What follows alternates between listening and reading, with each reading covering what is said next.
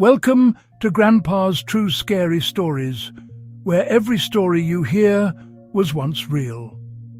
Tonight's tale is a chilling true CCTV horror titled The Night the Cameras Turned.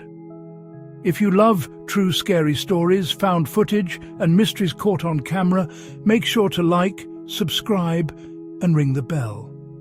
Because sometimes the camera doesn't just watch, it looks back.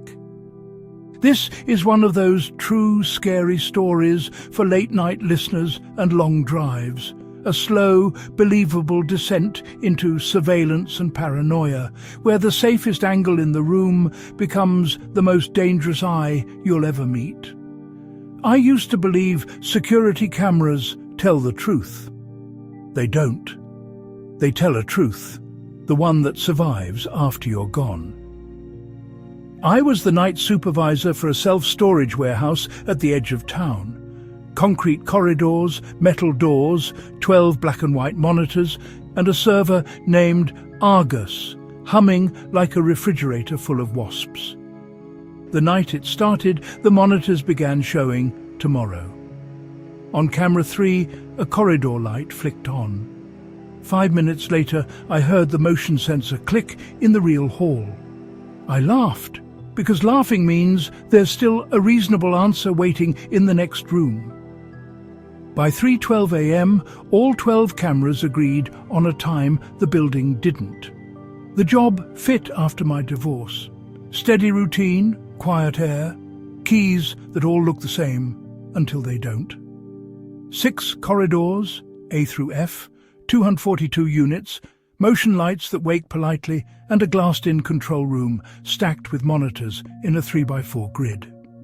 My schedule rounds at 10 hours, midnight 3:12, coffee at 1 so now, audits at 2:30, door logs at 3 by an arm. Every unit door chirped when opened. Every chirp hit the log with a timestamp. Last week's footage lived on Argus. Patterns kept me calm. If a door chirped and nothing moved, sensor. If motion with no chirp, moth. The building had history. In a green binder labelled Incidents, I'd seen an old entry from 2 years back. Night sup, Gary, failed to log final round. Missing keys recovered in Unit 040. Resigned next day. People quit more silently than they arrive. At 11:32, camera 3B froze on a still image. My hand raised to tap the casing, then jumped to live as my hand fell. No packet loss, no dropped frames, the buffer looked clean. On the far left, 7A, that old analog bullet we never replaced, suddenly showed a corridor light at the far end glow before the motion sensor could have seen anything. 5 seconds later, the real relay clicked in the dark. I wrote check NTP on a sticky and tried not to feel watched by what I watch for a living. The 12-bar round carried the day's cold on the concrete. At Unit 117, the air smelled warm and faintly sweet. Cardboard dried after soaking, even though the lock seal tab was intact. Back in the control room, 3B jumped to a recording of me at 1:17 with a key I never carry on rounds. The master override. Split screen, left live, right recorded. The recorded me popped the lock and rolled the door up. Live me rubbed my eyes over the coffee machine and wondered if I'd already poured. The recording went black as the unit light cut. Then came the noise down the real corridor, something being dragged, patient and heavy, as if someone had measured how far fear could travel and decided to come just past it. I took the actual master key and went back to 117. Seal tab, intact, lock cold. Inside, under flicker warm light, a busted CRT television sat atop a stack of wardrobe boxes. On the convex glass, a handprint from the inside. The set hissed as if it were tuned to my breathing. The static rose when I inhaled and fell when I held still. The screen struggled to build an image, a dim figure at a desk in a room full of monitors. Me, framed by a camera angle I didn't own. I lowered the door. Every motion light down corridor 3 woke in sequence toward me, like footsteps you can only see. My radio crackled with my own delayed voice. "Don't close it!" I dropped the radio and pretended gravity explained everything. Back in the control room, the feed layout rearranged itself. 12 windows pivoted to face the same thing, my door. Even the parking lot cam panned in until its motor whined through the wall. The desk speaker crackled. Our system doesn't do two-way audio, but a whisper crawled out anyway. "We're tired of watching for you." Not supernatural. Bleed through, I told myself. Crosstalk. Another channel, a trucker, a baby monitor, anything but intention. I did the only rational thing and filled out a form. Incident, cameras desync, audio feedback. The form asked for time. The wall clock second hand just trembled, refusing to commit. On the monitors, 3:07, 3:08, 3:09, sliding toward 3:12, like a train you can hear before you see. I opened the green incidents binder to compare entries. That old page, Gary, had a post-it stuck deeper in the binder I'd never noticed. It was folded twice, edges greasy from fingers. Inside, a unit number I recognized, 117, and 4 numbers in a tapping pattern, 5729. I'd heard that rhythm on 7A moments earlier, tap, tap, tap, tap, tap, tap, tap, tap, tap, tap, tap, tap. A second post-it, different handwriting.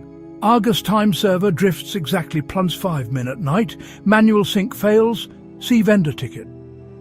Someone had known. I called the vendor's after-hours line. A tired voice in a different time zone told me drift happens and to try a cold reboot at 4 a.m.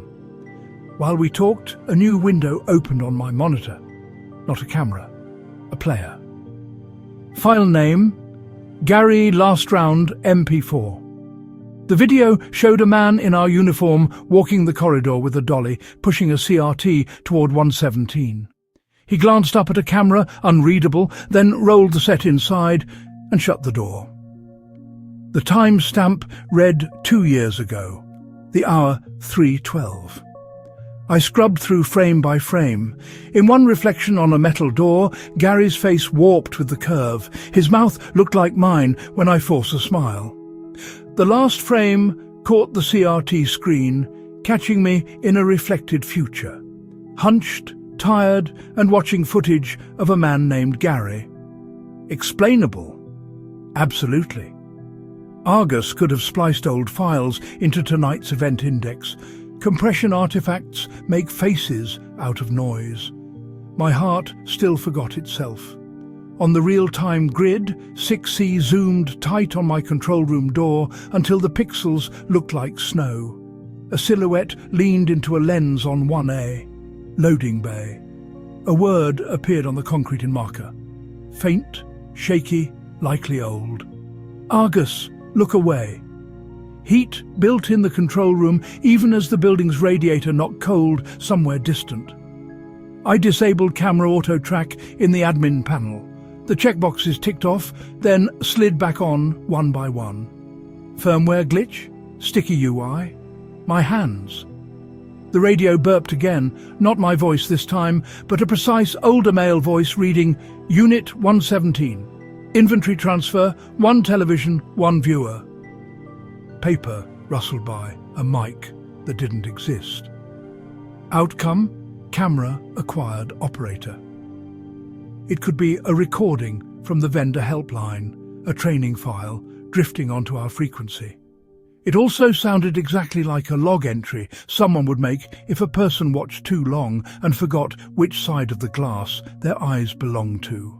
The building dimmed 1 row at a time, like a theatre deciding we were done. Only the monitors glowed, 12 small moons. Then a knock, not on the control room door behind me, but on the glass of every monitor at once. 12 soft taps. 12 hard taps that rattled the desk. The corridor beyond was unlit. In the cameras, a long, narrow figure leaned close to each lens in turn, like a child learning curiosity. One pressed its eye to the glass and drew a fog circle with breath. Explainable. Human intruder, pranking at night, lens oil, signature the cleaners missed. All of that explains something, not what came next. At 3:12, all 12 monitors reset to the login prompt as if a scheduled task had cycled the DVRs.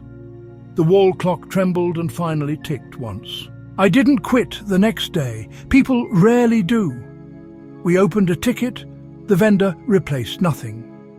The drives for that week showed corruption due to power event, though the lights never dimmed. Management moved me to days. I still wake at 3:12 and check if the seconds are behaving. I went back to the green binder. Beneath Gary's resignation note was a photocopy of a police form. Welfare check request. A ballpoint circle around no contact sat like a thumbprint.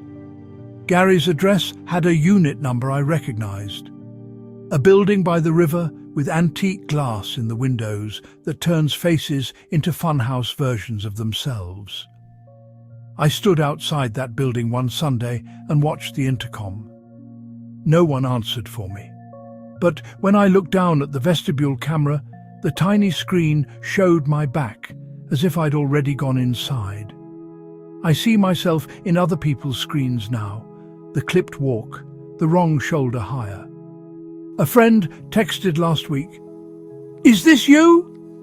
A man who could be me walks past a storefront lens at 3:12 a.m., stops and looks in like he's reading an instruction taped inside the glass.